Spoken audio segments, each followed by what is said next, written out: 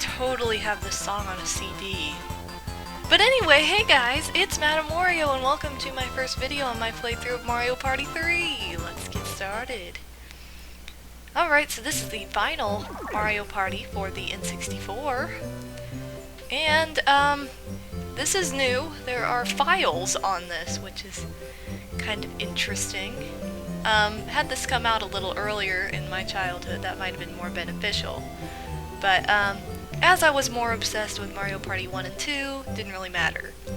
So anyway, Wario's file is useless. We're not going to start a new file, so we're going to go with my file, which is obvious. Duh. And something I want to point out really quickly, I will not be covering story mode in this. Why? Because it takes forever, and I will share a story about that later. But, basically it's just going through all the boards in a story-like fashion. So, for those of you who don't know, I will be explaining that kind of throughout the playthrough, what happens. But it's like going through all the Battle Royale boards, which are just like the normal boards, and then the dual boards, which are for 2 people. So, you know, I won't be covering that, but we will be doing party mode. So here we are, there's my, well, Wario's head. I say it's my head, but it doesn't really look a whole lot like me. Okay, so anyway, that lovely stone of Wario, this stone image of Wario, a Ultra Star. Wouldn't that be an Ultra Star? Way to not use the right word. Anyway, you get that when you beat story mode, which with whichever character you beat story mode with. So that's why that's there. So of course you can go to the Battle Royale map, which is where we're gonna go in a second. You can talk to Millennium Star, which is kind of like the whole, I don't know, host of the story behind this game. And I will also talk about that as we get started. Here you can go to the dual maps. We'll be doing that after we cover these. And then minigame room, which we'll be doing much later. Ugh, and then her castle. Who wants to go there? Not me, so let's go to the Battle Royale map and get started. Okay, so sorry about that little cut right there. I accidentally clicked that I wanted to see the rules. And I did not want to see the rules. I wanted to see this. Side note, this is my favorite song in the entire game, The Star Lived. It's always like that. Traveling down the warp pipe in the first game was like my favorite. Not my absolute favorite, but one of my favorites. And here we just have another great song to get the game all set up. So anyway, I'd like to introduce you all to Tumble, the reason Toad got fired, therefore I have sort of a grudge against him. He is cute. He's a little adorable dice dude, but he's just, he's not Toad, and I love Toad too much. Toad is like my second favorite Mario character ever, so it's like, I want Toad back. Toad should be the host, which you'll probably hear me talk about that a lot, especially in this first board, but I'll be sharing the differences between things. By the way, for those of you wondering, setting a handicap just means you give yourself coins, and I don't want to do that because I don't want to be a cheater. Okay, so we have the choice of Chilly Waters, Deep Bloober Sea. I don't know why it says Bloober. They must have just messed up and been weird. Spiny Desert, Woody Woods, Creepy Cavern, and Waluigi Island. Waluigi's Island, I guess. Quick note, to unlock Waluigi's Island, you have to defeat story mode, and the same goes for the characters Waluigi and Daisy, so I want to go ahead and point that out for those of you who are like, that's not on my game, in case you have this and never played story mode, that's probably why. But anyway, now that I'm done being random, I'm gonna play my favorite first, as usual, and it's actually not Creepy Cavern. I know a lot of you are probably thinking it would be because I love haunted things in games. It's actually Deep, I'm just gonna say Bloober Sea. Why? I really don't know. But it is. It's definitely my favorite. Now, they added this in Mario Party 3 where you can set like a different turn amount between 10 and well, 50, obviously. You can't go higher than that, but we're gonna stick to what we've done for the other two N64 games and just do 20. I thought about doing 25, but there is an action that likes to happen to me when it comes to a certain item that prevented me from going with that. So, whatever, 20 turns will be good enough. So let's get started officially. We're not viewing the rules, we're viewing the actual game. Deep Bloober Sea! The artwork and, like, I don't know, just the little extras on this board crack me up, like decorations, I guess you could say. You're all here! Welcome to the legendary Deep Bloober Sea! Whatever. So we're gonna roll and see where we go. What? Oh, I would go second. To her? Well, that's stupid. Whatever, way to be dumb.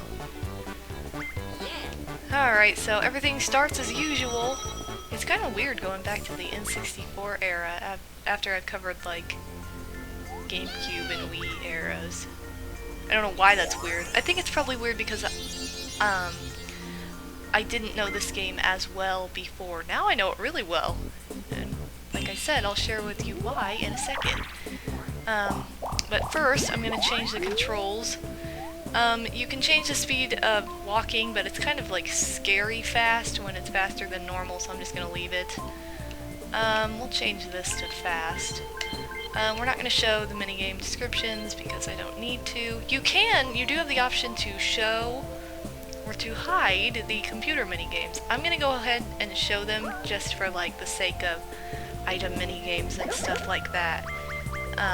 But I might turn it off later in case we view all those and it's not necessary. But that's always nice to have that. That's something I would have enjoyed in Mario Party 1 after having it so long. It's like, I don't want to watch you play Knock Block Tower for the 10 millionth time. Okay, I should have paid attention. It's up here, isn't it? Okay, good. I partially paid attention. Alright, so here we go. This is where Toad was demoted to. The item shop. Do I want to buy an item? Sure. I'll just go broke and buy a mushroom. Because I usually need mushrooms in this game. So yes, I was very upset when Toad was demoted, and that was like the grudge I had against this game in my childhood, for as funny or ridiculous as that may seem. But Toad is just too epic. I can't get over it.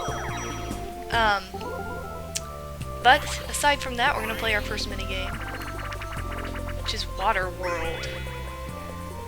I'm pretty sure... Oh, crap. Okay, never mind. This isn't what I was thinking of. I don't know what I was thinking of. No! What am I pressing? Oh, whoops. My finger was on the B button, and I have no idea why. Anyway... So, let's see. What else changed in this? Well, besides, like, the story being totally different in Mario Party 3, well, I guess not totally different, but it's, like, all geared towards the Millennium Star, which is, like, really special and has no other appearance in anything that I know of other than this game. Which I think is kind of strange, too. That was only kept for this short period of time. But anyway, so obviously that's new. Hey, you shouldn't be allowed to set a new record. The F? That is new, Tumble is new, and Tumble didn't last either. Tumble and Millennium Star just kind of died off after this game. Yeah, that is pretty strange now that I think about it. But, other than that, I don't know, not a whole lot changed, I guess. Not a whole lot changed, but enough for me to have issues with this at first. Changed, I guess you could say. And I'm going 4 spaces. I don't want to share a space with you. Go away. I'm kind of glad this is taking me. Or I'm not getting too big of rolls because I don't have, like, any coins right now. There is a story behind Millennium Star too, obviously, in story mode. I think I can go back and view those videos. I don't know if I can. There's like little cutscenes. But I don't know I haven't explored like the other options within this game to know if I can do that or not. But if I can, I will definitely show those off. Awful tower. Okay, I'm usually pretty good at this. Unless it cheats me out.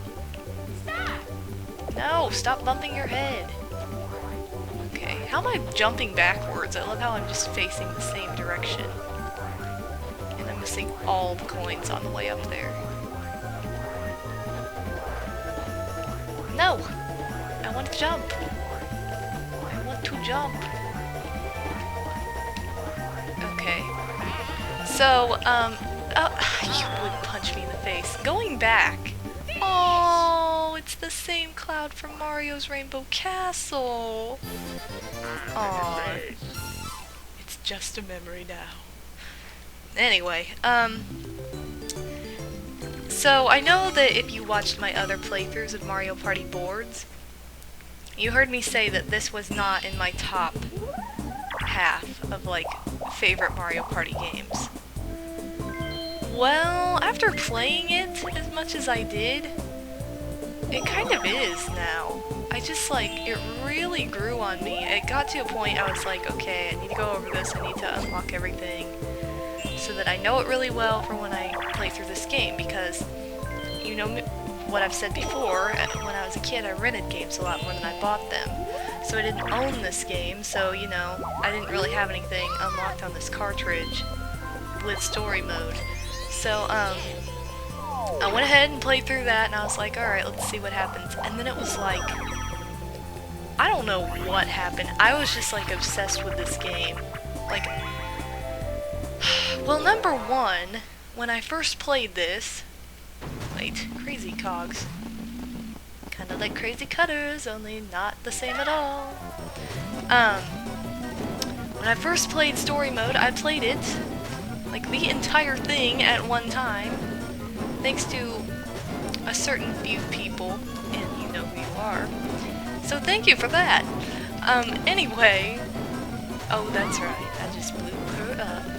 Anyway, I ended up playing it for 10 hours straight, this game. And if that wasn't enough, I played it like all day the next day too, which was stupid. But I had to. I couldn't get away from this game. So I can see why all you guys like love it so much, who have said it's your favorite. It really did grow on me a lot. Now I just really like this game. And I'm in 4th again, I don't like that. So I definitely see where you're coming from now. Oh, and Peach is gonna play the first item minigame.